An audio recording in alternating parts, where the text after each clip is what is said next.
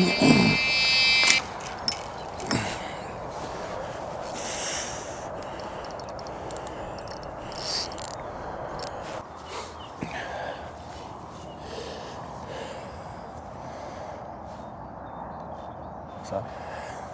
I know, such a difference for yesterday morning.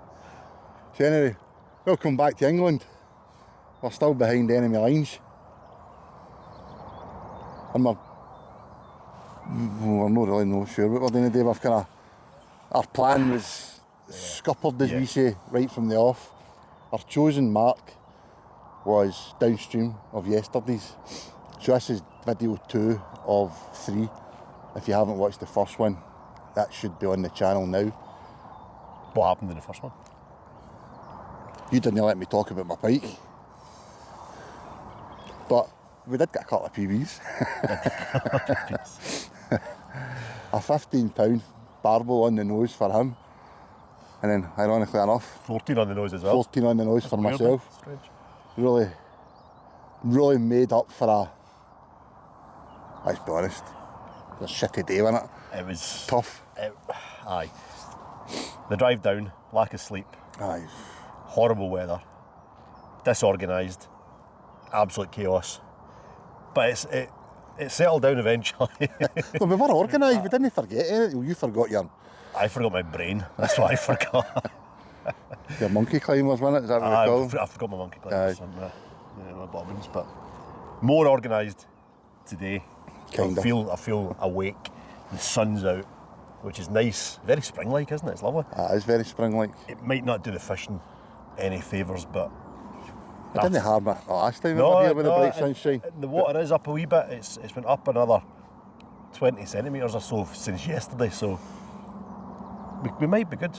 We might be good. But as Gordon said, we were trying to get onto one of the swims further upstream or downstream of where we were yesterday. I fancied it because there's a lovely big back eddy, and it would have given me the chance to get that Zander rod out again. Okay, you still not caught a Zander. I've still not caught a Zander. Still not even seen a Zander. I've only fished for them once, and that was yesterday. I was planning on backing that up again today, but we've had to move because there was someone in the swim, and we've come to a bit that doesn't really tick the Zander boxes for me. But I know I've never caught one before, so Let me throw a picture up of one, please.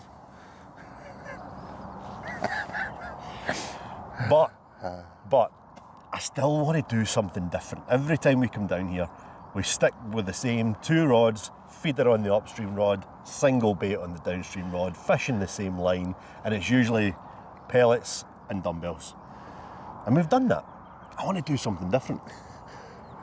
We come down, now he slags me for the lake of Menteith and want to throw the fly rod about for pike. You come to the Premier River, arguably the best river for barbel. Aye, but it's different. You've never caught a big pike on the fly. True. So that's different. We've got lots of what are they called? Barbel. Barbel. We've caught lots of barbel over the last few sessions. I still fancy a different approach, so I went with something slightly different. Because you fancy one as well, don't you? No, but see if you attract a shoal of bream, I will. you'll be swimming with them. It's on a different line to you. You'll be all right. Let me explain. You probably wonder what the hell I'm talking about. Maggots. Aye. I'm going to fish maggots on one of my rods in the hope of some chub.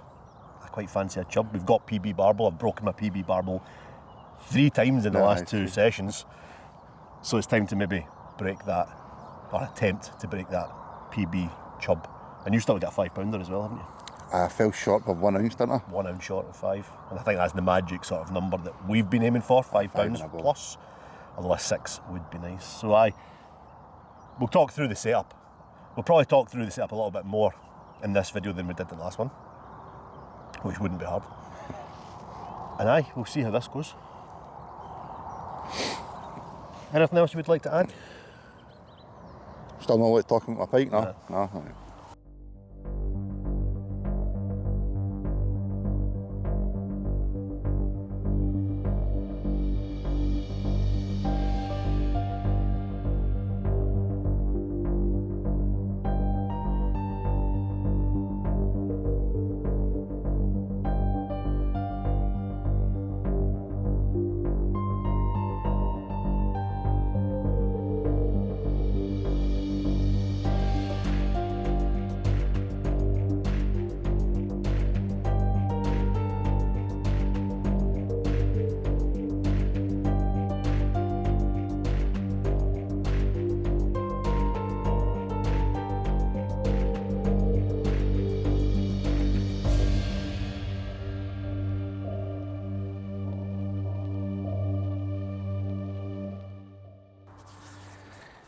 We're about an hour in, and all we've caught is trees and branches and sticks and weed. There's a lot of debris in the river. It's causing some problems. But we did say we'd go through the setups a little bit more in this episode. And I'm fishing two different approaches, so this is our sort of standard go-to barbel setup.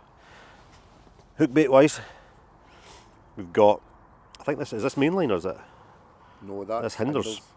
So we've got hinders 15mm, 12mm, possibly 12mm dumbbells. And Gordon's been soaking these in some sort of gravy for, what did he say, about 4 years? Yeah. Smell funky. Interesting. So what we've got. How many PBs have they caught you? I know. You always go for that. I like them. Jar. I like them. They are really good. So dumbbell on a bait needle, long ways. And then we've tied up our sort of standard barbel hair rigs. Really simple, knotless knot, reasonably long hair, a little loop on the end. That's a size 12, no it's not, it's a size 10 MWG from Guru. And then that goes on there.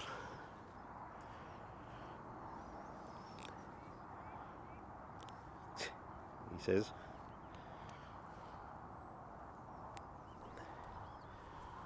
Slide that on, beyond the knot.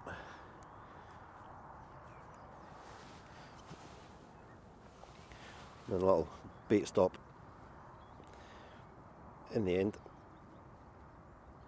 Don't fancy the wee pink ones like I use now.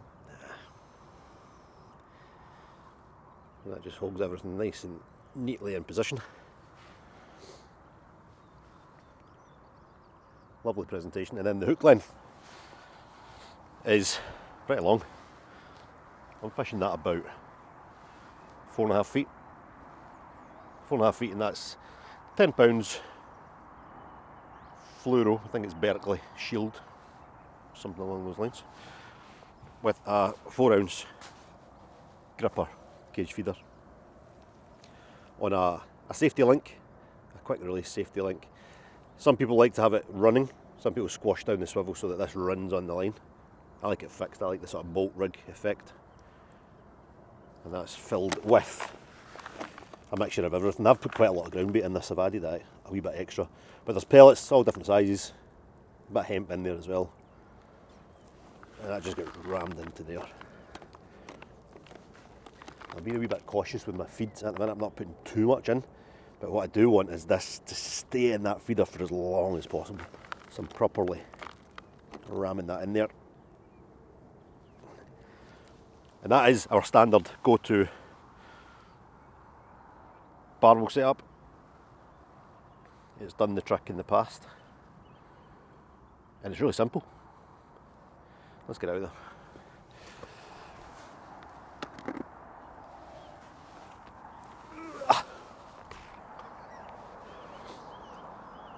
So we've got it sticked up at 10 wraps, 20 metres. This is my downstream rod.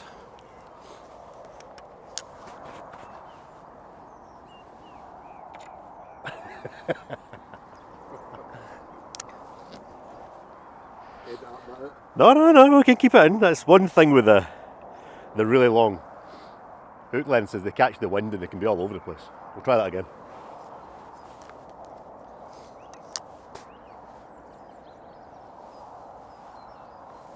Hit the clip.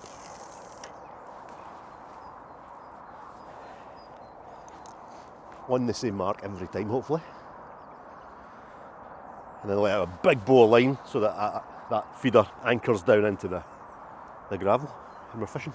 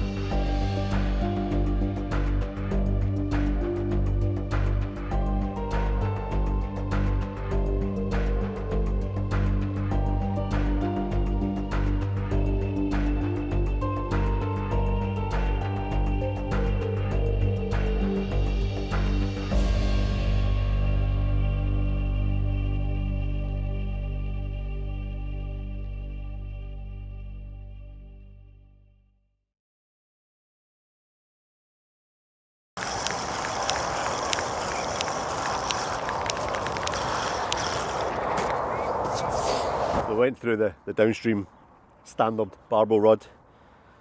This is the rod and the setup that I've got my hopes on that chub coming along. So it's similar but slightly different. On the business side, similar to the dumbbell approach, but with a little maggot clip loaded up with, I don't know, there's about 10 bronze maggots on there. Same hook, same feeder, slightly shorter hook length this time, but then in the feeder slightly different. Same mix, pinned in the bottom as a sort of stop, and then a load of maggots in that feeder there. Capped off again, and out it goes.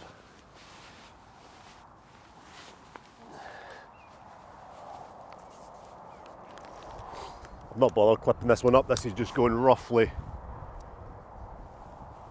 beyond the seam. Nice little short lob. We'll see if that picks up anything different.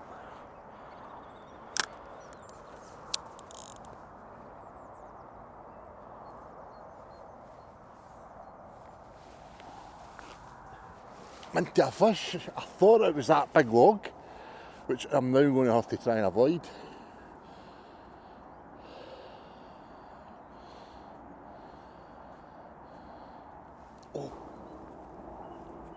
Oh no, I'm in that snag over there, aren't I? Over the other side of the fence. Let me go. Aye. What happened there? Well, that was the first run, 11:45.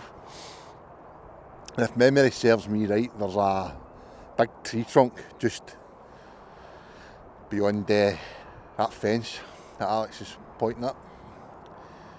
And I remember it actually happened to Alex in one of the last videos. We had to jump the fence, so Alex jumped the fence.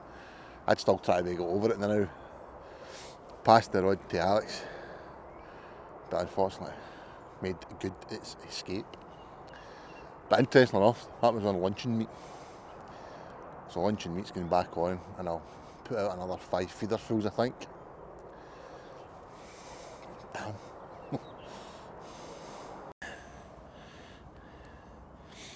So a lot of folk will use the downstream rod with just a lead, but last year I started using the smaller feeder. I think that's 4 ounce, the small version. And like Alex, I'm maybe not as long as Alex, no far off it. Nothing fancy, no trimmed it down, no cut it into a nice fancy wee meatball. Just a chunk of luncheon meat. Here rigged to the same size 10 wide gape hook that Alex showed earlier. The only difference I suppose with my rig is I've tried these new, well probably not new, but they're certainly new for our fishing. So quick links. Don't know if you can see that. You just hook your lip over and then the wee bead comes over. Click into place. And what the reason I bought them is the bigger rod with the large feeder. You can unhook your hook link, feed your 5, 6, 7, 8, however many feeds you're putting out, pop it back on, and you're fishing straight away. I like that. And I like to fish the running ledger, as Alex mentioned before. Folk like to fish at fixed. This is a previously used crushed one, but with the quick link bead, it stops it also locking in place, so it's completely free running. And as you see, it looked a treat there, but between the two of us we couldn't land that fish. And this is my downstream rod, 11 wraps. And if I remember right, it's 1.75 test curve. It's one of my favourite rods. So I'll try and put this out elegantly.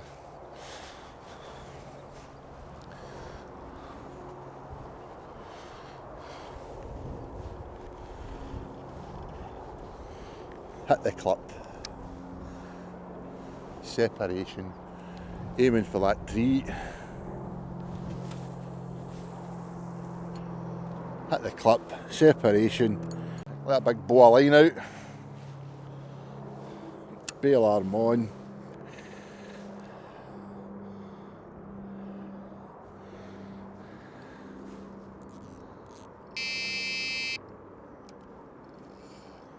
Couple of pulls of line, tighten that drag, then we put the alarm on.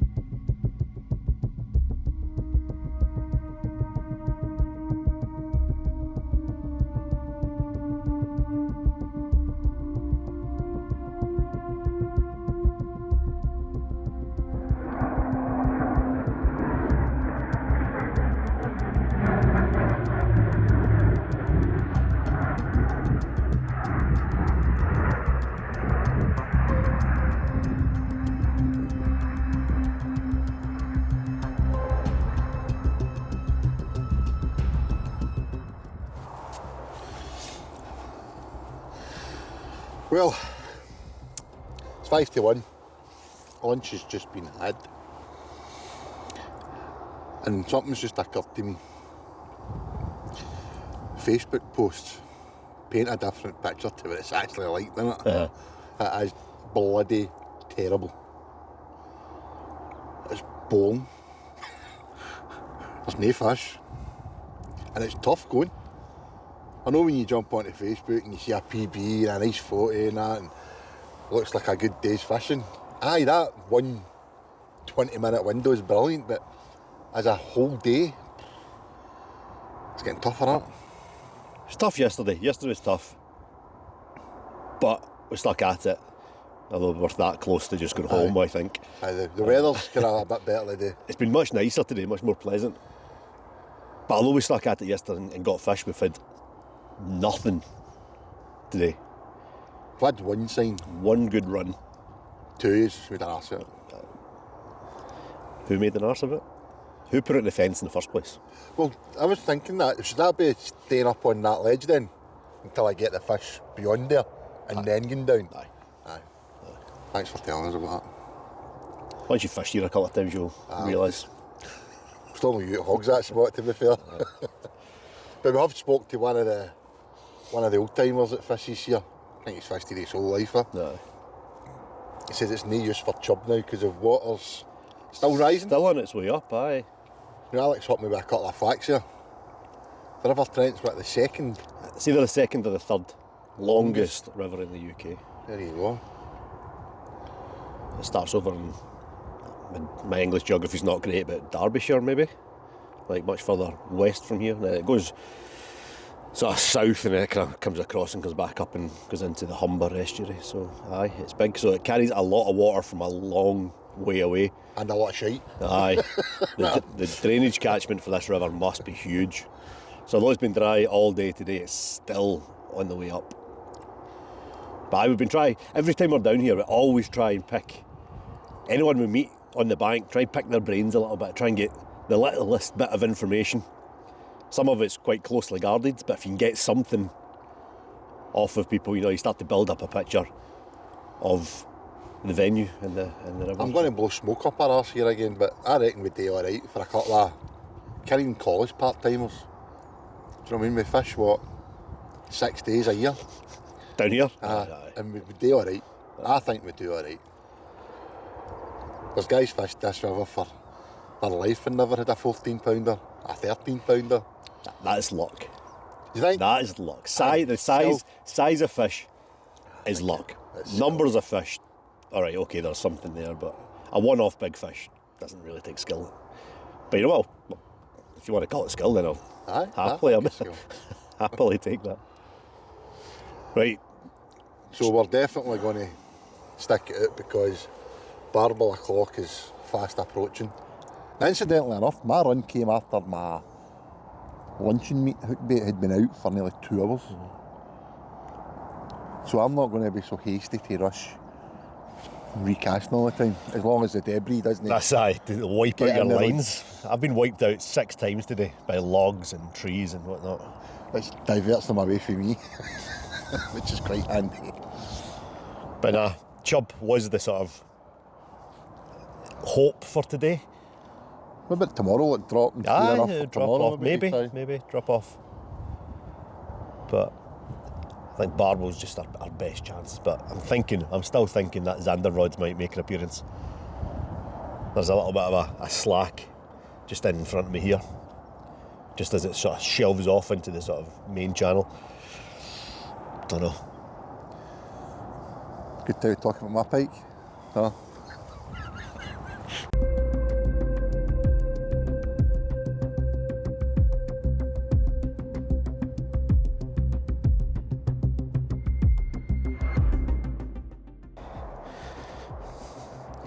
Right, I'm doing it. The colouring water. Yeah, that's made my mind up. The chub rod is no more. Still sticking with the big rods for the Barbel. But a float ledger in this sort of slack area in front of me. Little dead roach. You never know.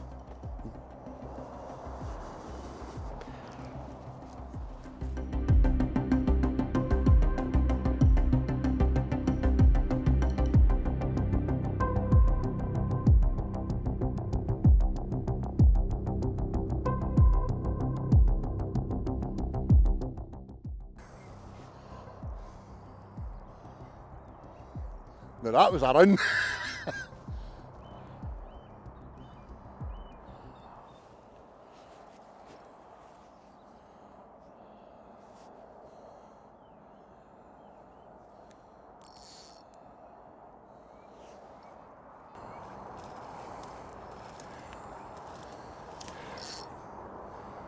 That's about the 3rd run. Lost the first one on a snag.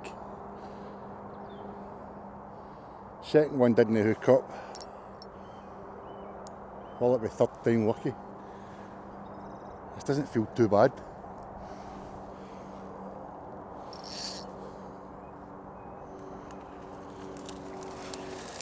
I'm very wary of that snag. This is fighting different, Alex. Barbel. Small Barbel.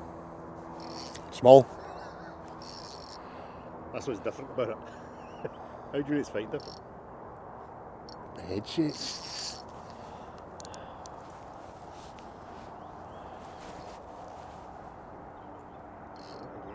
How the hell does it get in there? How's that happened again? I'm stayed well up here. Well, it wasn't the 3rd time lucky. Done what I was told, stayed up in the bank, tried to keep the fish high in the water away from that snag, but I don't think it's just the bit of fence anymore. There must be branches and all sorts that's been coming down with the floods.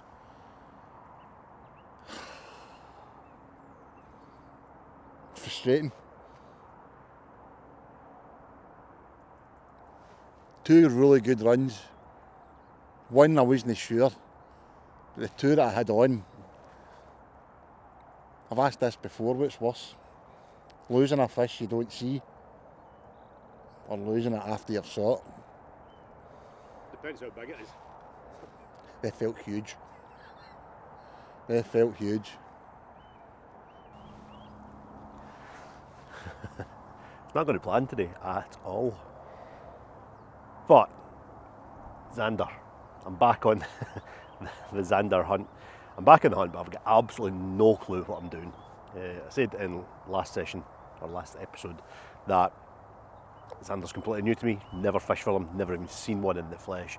So I don't really know the best way to go about it, and I'm just going on the research that I've done in the past, which is quite substantial. But until you actually get on the water and play around with different techniques and different methods, you can't really start to put together a picture of what's going on. So yesterday I tried just static running ledger, right in the margins, right tight underneath a tree. It didn't really produce anything. We did get one bump. I think something had to go at it. It was quite a violent bounce on the rod. But apart from that, nothing. Slightly different sort of area that we're in today, and it doesn't really scream feature to me, but there is something. There's a kind of, the flow kicks off this bank here, and as it comes in round behind me here into a sort of bay, there's a little bit of an eddy, and that sort of seam runs across the top of what you would call the drop off. So let's try float ledgering. Let's try float ledger in nice and tight, but just off that drop off, that sort of shoreline drop off. And it's not deep, it's only about 4 feet deep. If I go out any further into the river, a float ledger is absolutely no good because the float will just get pulled under. I don't quite know how best to go about that, but I'd rather do something than nothing. So this is the setup that I've decided to go for. And again, you need to learn on the job, don't you? We tied up some of these little rigs. So we've got a size 6 chino on the top, and then a tiny little size 8 treble just in the flank there. So it pretty much is, can maybe move that down slightly, it pretty much is scaled down pike traces. The wire, I've tried to use as supple a wire as I can find. That sounds quite nice. And then quite a light float, quite a small float, 23 grams, but massively overgunned with 3 ounces of lead. I want that lead anchored on the bottom, and it's free running. It'll run up and down the line. So we're trying to make this as resistance free as possible. This is by no means advice, because I'm in absolutely no position to be giving advice on this. This is just what I'm going about. And I've tied a stop knot hugely over depth. Now it is only 4 feet deep, but I've got that set about 6 or 7 feet. And then the reason for that is I want the bait sitting down that slope, but I want the float sitting up here in this slack water. So if I show you what I mean, if this works, I'm just underarming this into the flow where I think that drop off is. But I'm trying to pull that float into the slacks. I'm going to keep a little bit of tension on the float.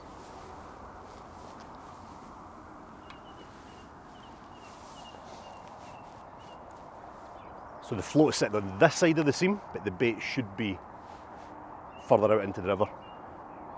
That's my theory anyway. And then the line is tight to the float. Drop off indicator, not drop off indicator, a monkey climber. On an alarm. Set light. With a long drop.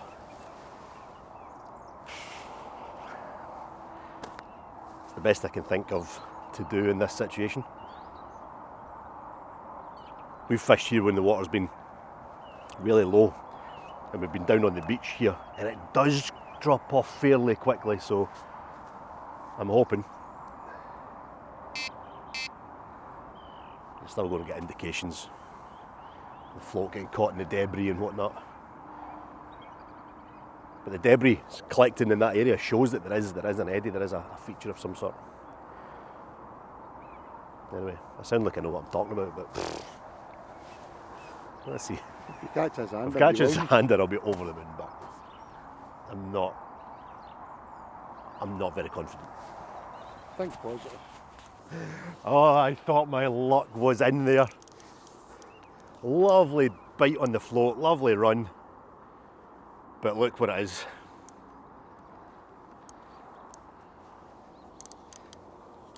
The wrong species.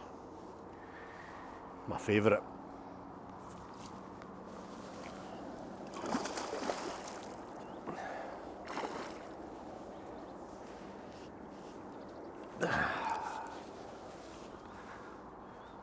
No way, I thought that was a Zander. Well, that little roach was absolutely nothing for this wee guy. However, rookie mistake, we've only got tiny little forceps.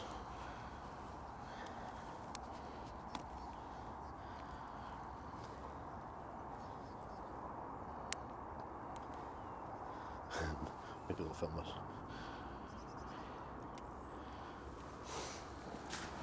Well, it's not the Z I was hoping for. However,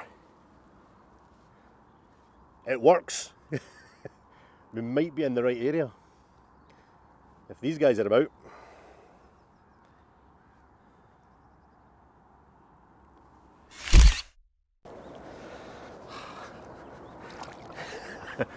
I was so disappointed. I'm not disappointed, to be honest. It's a fish, and it's the only fish of today.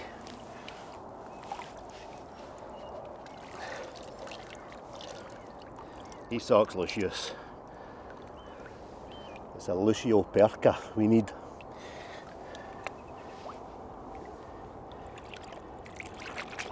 But hey, that is my first ever River Trent pike. The method works. There might be a Zander in this, you never know. I think there's any big ones in there. Oh god, aye. 30 pounders apparently. Maybe could take bring mine up. No. I get so excited there.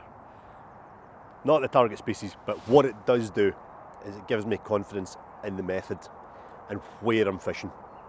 On that drop off, if there's pike patrolling up and down there, there should be Zander as well. I hope. And it saved the blank, or possibly saved the blank. Run was perfect. Little beep beep beep on the alarms. Float just bobs away. Pike. No, we cannot speak about your fish.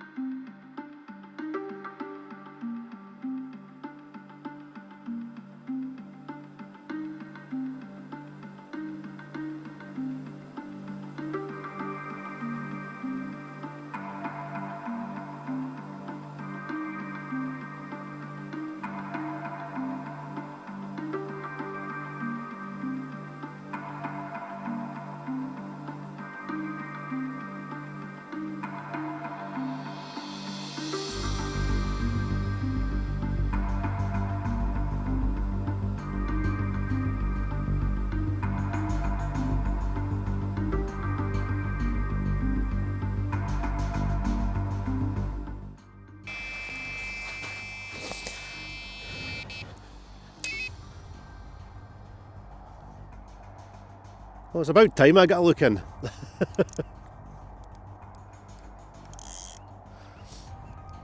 Let's see if we can avoid that snag down there, Gordon?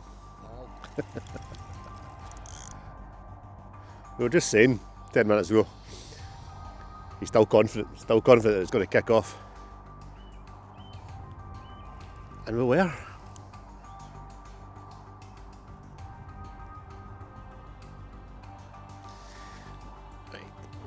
Let's walk this down a wee bit.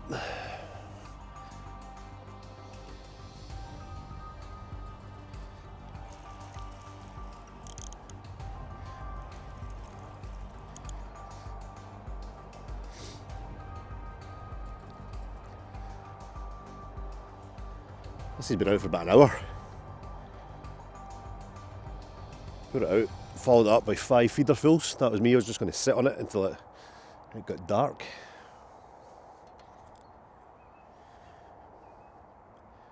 Feel good? I don't think it's huge, but it's not tiny.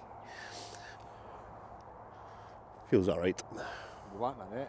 I need a net, yeah. Right, don't do anything. Right. So far this trip we've had 3 fish, or 3 barbel, a rogue pike, every one a double. Not sure about this one. Be nice if it was.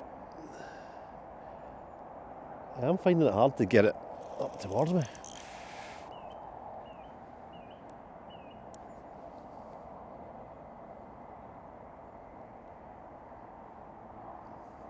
Yeah, it might be bigger than I thought. Nah. Don't think so. I think it's a small one.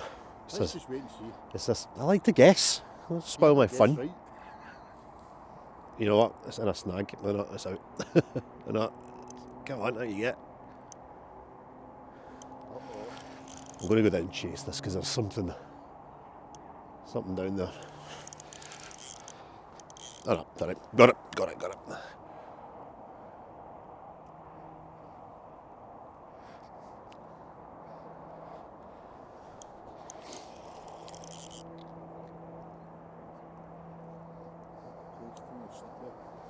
Careful. Slowly starting to get him upstream.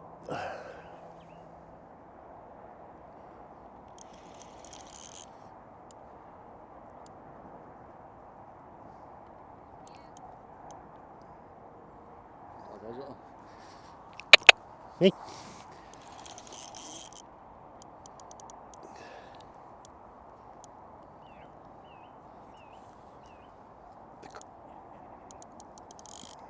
There's definitely something.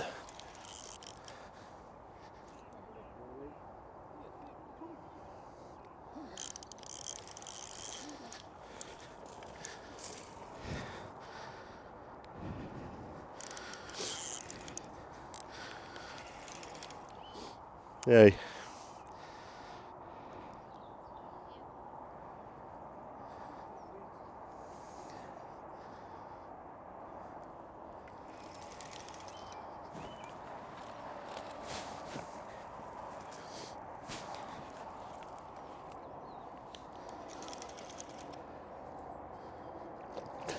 Nah, it's not a baby.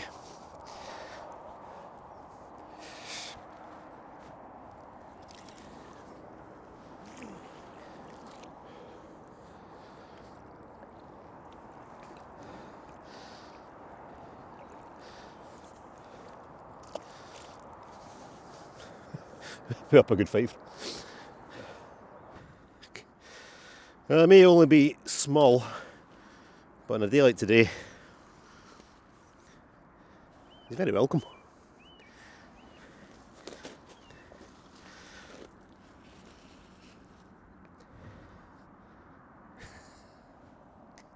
Lively wee guy. He's all about what? £5 maybe? Little scrapper.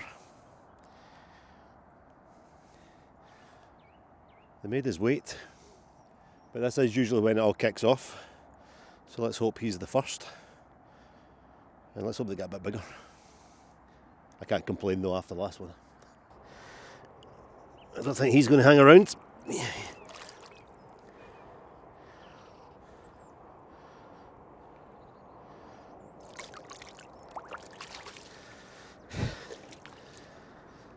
Good. Might stick some more feederfuls of bait out there, I think. Got about an hour to go. Plenty time for one more.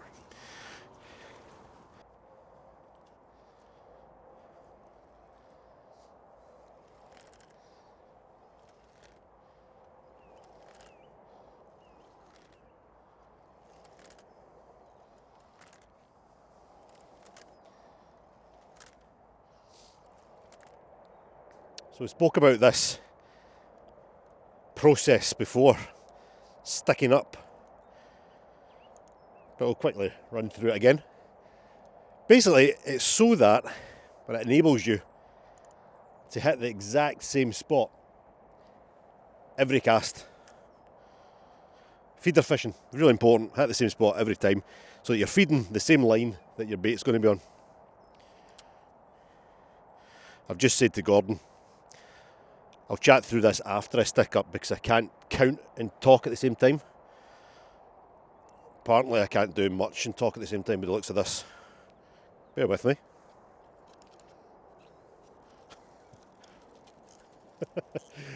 What a shambles. Yeah, feeder fishing, you got to hit the same mark every time. Usually do that whilst fishing for roach, for example, by sticking the line in the clip and leaving it there. Therefore, every time you cast, it hits the same clip and it drops into position. With barbel, you just can't do that. With barbel, you need to unclip after your cast. So coming back here and counting the wraps, 10 for me, means I can come back, 10 wraps, clip up, cast, unclip. Next cast, come back, stick up, 10, clip, cast, unclip. It also allows you to use your baiting up rod. So I'm not actually baiting up with this rod, I'm baiting up with almost like a spod rod. So it just allows both of those to be marked up at the same distance. Pick a point on the far bank, aim for that, hits the same dustbin lid sized mark every single time. You don't need to do it, but for all it's worth, it's just makes it that wee bit more accurate. So sticked up, 10 wraps, aiming for that gap in the reflection between the two trees. There we go, hits the clip and the mark, unclip, and we're back fishing. Maybe stick some more bait over the top of that now.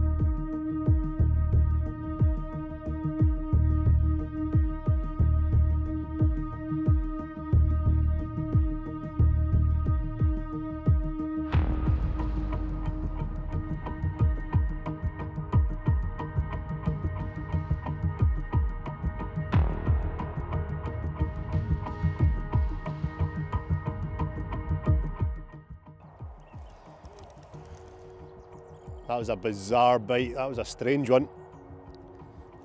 Rod tip rattled all over the place. I think this might be what we've been after today. I don't think this is a barbel. I hope it's not a bream. But I think it might be a rub-a-dub-dub. If it's a barbel, it's incredibly small. But I think it's a chub. I'm hoping it's a chub. What have we got? That looks like a chub to me. That looks like a chub. There's a chub.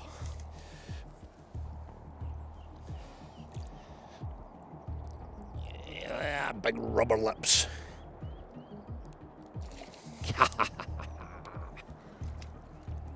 Ain't big, but it's a chub. Well, we did say that we would like a couple of chub today. We weren't sure they were going to show face, but this wee guy, he's lovely. Lovely condition. Come on. Be with you in a second. God, he's fighting more on the bank than he did in the water. There we go.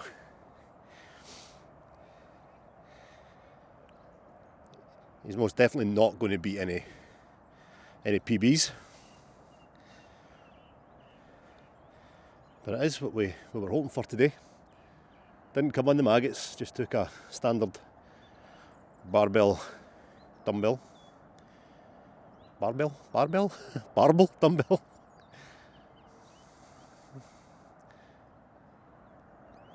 Is the light hitting that nice? Lovely.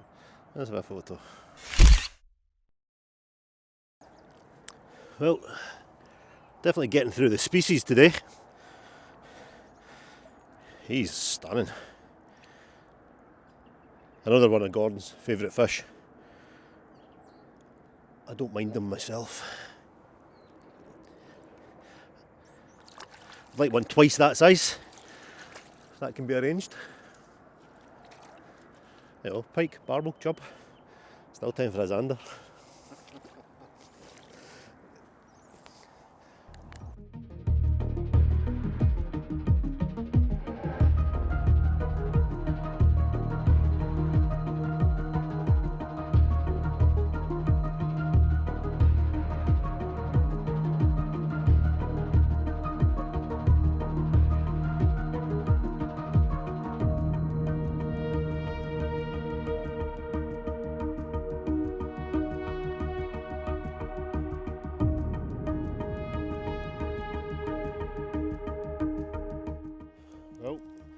Oh no! No!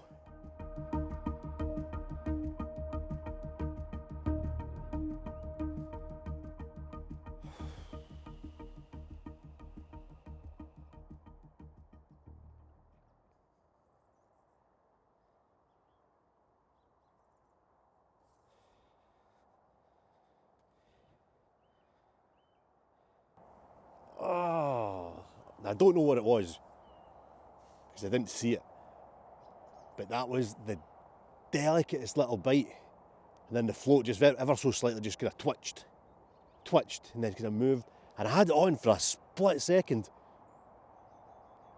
Oh no, that might have been it. I've got another 10 minutes. Let's get another one on.